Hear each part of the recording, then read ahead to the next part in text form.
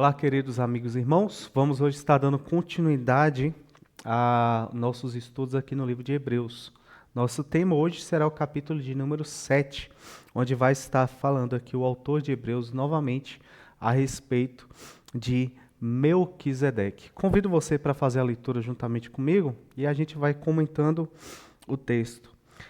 Hebreus, capítulo de número 7, versículo de número 1. Porque esse Melquisedeque, rei de Salém, sacerdote do Deus Altíssimo, que saiu ao encontro de Abraão, quando voltava da matança dos reis e o abençoou, para o qual também Abraão separou o dízimo de tudo. Primeiramente, se interpreta rei de justiça, depois também rei de Salém, ou seja, rei da paz. Sem pai, sem mãe, sem genealogia, que não teve princípio de dias, nem fim de existência. Entretanto, feito semelhante ao Filho de Deus, permanece sacerdote perpetuamente.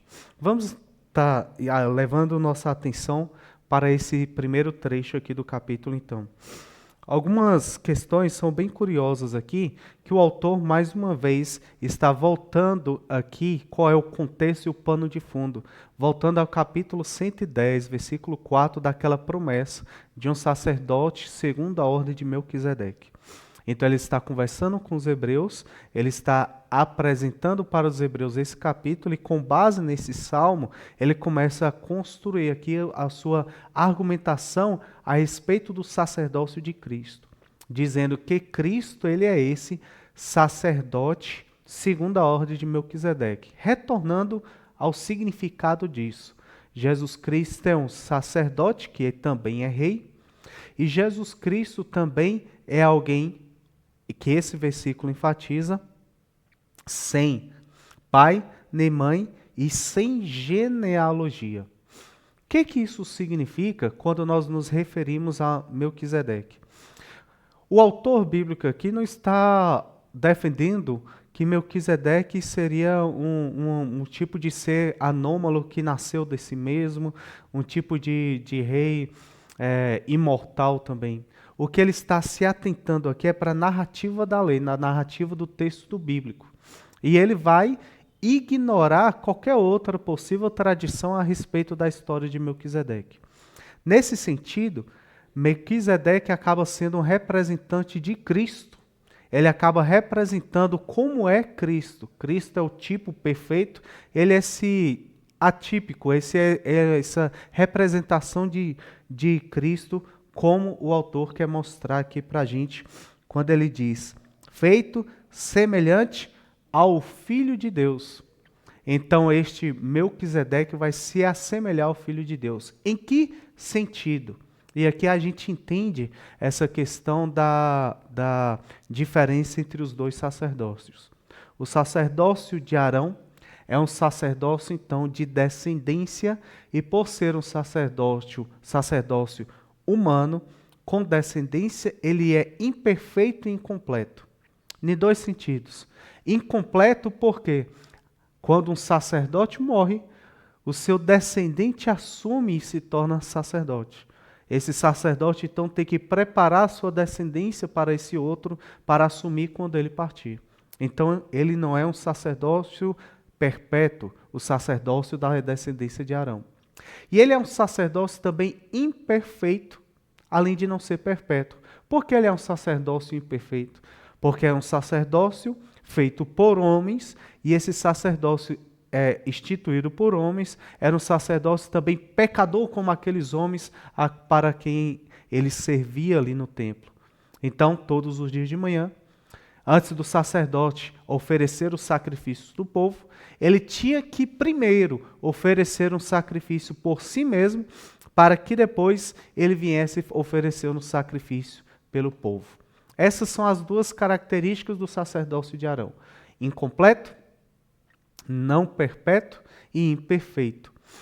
Quando ele se refere, então, ao sacerdócio de Melquisedeque aqui, ele vai acrescentar uma outra questão. Ele vai dizer que esse sacerdócio de Melquisedeque se torna também superior, porque Abraão oferece o dízimo a Melquisedeque. E ele vai argumentar um pouco mais à frente, como nós vamos ver, que aquele que recebe é superior àquele que oferece. Então, se Abraão está ali oferecendo esse dízimo ao Melquisedeque, e por Melquisedeque acaba sendo abençoado, Melquisedeque representa uma superioridade. Pois aqui, para a argumentação do autor, esse Melquisedeque também está sendo um representante de Cristo. Entendendo essas questões a respeito do sacerdócio de Arão ser inferior, em 3 pontos. Primeiro, por não ser completo. Segundo, por ser imperfeito. Terceiro, por ser inferior, pois é este que oferece sacrifício, oferece o dízimo a Melquisedeque. Concluindo então essa percepção, vamos entender a nosso Senhor Jesus Cristo. Nosso Senhor Jesus Cristo, então, é como Melquisedeque, alguém que para assumir esse sacerdócio, para tornar-se sacerdote, não precisou de uma genealogia. E Cristo não precisa dessa genealogia porque Ele é aquele Filho de Deus prometido, o novo sacerdócio prometido pelo próprio Deus. Então Deus prometeu um novo sacerdócio, Deus prometeu que viria um novo sacerdote, nessa sua nova aliança, que não seria semelhante ao outro, seria segundo a ordem de Melquisedeque, fora de uma genealogia feita por homens, fora de uma genealogia humana. Este sim, então, é a representação que nos é dada aqui a respeito de Cristo como sendo alguém segundo a linhagem de Melquisedeque. Veja como o autor agora vai continuar essa sua argumentação falando do sacerdócio levítico. Versículo 4. Considerais, pois, como era grande esse a quem Abraão, o patriarca, olha a ênfase que ele dá, quem Abraão, o patriarca, pagou dízimo, tirando dos melhores despojos. Ora, quem dentre os filhos de Davi recebe o sacerdócio, tem mandamento de recolher, de acordo com a lei, o dízimo do povo, ou seja, dos seus irmãos, embora tenham estes descendido de Abraão. Entretanto, aquele cuja genealogia não se inclui entre eles, recebe dízimo de Abraão, e abençoou o que tinha as promessas. Olha só, o próprio Abraão abençoa aquele é abençoado por ele, ou seja, Melquisedeque abençoa aquele que tem a promessa. O povo de Israel, então, esses hebreus, então, olhava essa genealogia, olhava os descendentes de Abraão como sendo superiores, os pais da fé, os pais da sua nação. E ele fala, ele mesmo já tendo a promessa, é abençoado por outro, e esse outro é maior que ele. Continua no versículo 6. Entretanto, aquele cuja genealogia não se inclui entre eles, recebeu o dízimo de Abraão e abençoou o que tinha as promessas. Evidentemente, é fora de qualquer dúvida que o inferior é abençoado pelo superior. Aliás, aqui são homens mortais os que recebem dízimo, porém ali, aquele a quem testifica que vive. E por assim dizer, também Levi, que recebe dízimo, pagou-nas na pessoa de Abraão, porque aquele que ainda não tinha sido gerado por meu pai, quando Melquisedeque saiu ao encontro deste. Continuando então, para ver a conclusão que esse autor vai chegando a partir do versículo 11. Se, portanto, a perfeição houvera sido mediante o sacerdócio levítico, pois nele, baseado, o povo recebeu a lei, que necessidade haveria ainda que se levantasse um outro sacerdote, sendo a ordem de Melquisedeque, e que não fosse contado segundo a ordem de Arão? Pois quando se muda o sacerdócio, necessariamente há também mudança da lei, porque aquele a quem são ditas essas coisas pertence a outra tribo, da qual ninguém prestou serviço ao altar. O que o autor está dizendo aqui mais uma vez? Olha só essa diferença. Senão, quando há um novo sacerdócio que surge, há uma nova lei. E este novo sacerdote, o qual é o Senhor Jesus Cristo, ele vai vir de uma outra tribo. Então, há já uma mudança radical ali nessa forma como nós nos portamos diante de Deus. Porque em Cristo Jesus muda essa lei. Muda a lei no sentido de que agora não são homens humanos que vão estar apresentando por nós sacrifícios imperfeitos. Sacrifícios que precisam sempre serem repetidos e repetidos e repetidos. Porque eles não anulam o pecado do homem. No novo sacerdócio, o qual foi prometido por Deus, um sacerdócio segundo a ordem de Melquisedeque, muda isso. Porque é um sacerdócio agora perfeito. Um sacerdócio perfeito e perpétuo. Continuemos então para percebermos mais essa argumentação a partir do versículo 14. Pois é evidente que o nosso Senhor procedeu de Judá, tribo a qual Moisés nunca atribuiu sacerdotes.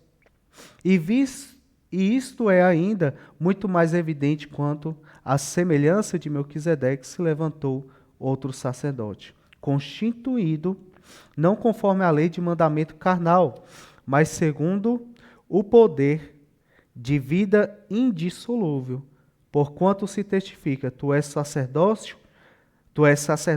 para sempre, segundo a ordem de Melquisedeque. Portanto, por um lado, se revoga a anterior ordenança, por causa de sua fraqueza e inutilidade, pois a lei nunca aperfeiçoou coisa alguma. E por outro lado, se introduz esperança superior para o qual nos chegamos a Deus.